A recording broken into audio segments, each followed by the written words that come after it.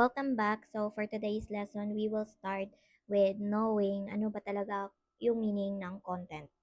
By the way, yung pagkaka-prompt ko kay ChatGPT, sinabi ko sa kanya na kung magbi-build tayo ng curriculum to learn more about content creation, I want it to be simple kasi yung goal ko talaga is making content creation simple and easy to do. So, yung ma-expect nyo dito sa mga lessons natin, ito yung mga simple and easy to understand, easy to follow, para naman magets talaga natin agad. And we can start creating content na. But I wanna say na I think it's really important to learn the fundamentals before we start doing anything. Like dun sa pagiging VA, nag-start talaga ako sa pag-aaral, and that's why I'm doing this now para feel ko kasi hindi ako makakapagsimula sa isang bagay kung hindi ko talaga siya inaral. So, let's go. So, let's talk about content. Ano nga ba talaga ang content?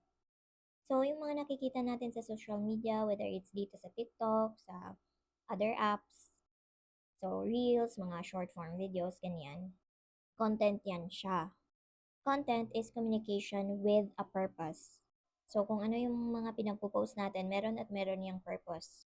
It's all about sharing something that's worth communicating or sharing to other people. Ganun lang siya. And also, you have to know na meron palang mga specific jobs yung content, or every piece of content that we put out, meron yung mga specific jobs. Ano yung mga job na yon? So, whether it's to teach, inspire, motivate, build trust, or to sell something. Depende na sa'yo kung ano yung gusto mong gawin dito sa social media. So, right now, parang ang gusto ko kasi na makapag-start ako mag-create ng content to share information, to share what I know, what I learn, para naman may patunguhan yung time na ginugol ko to search or to learn things like content creation.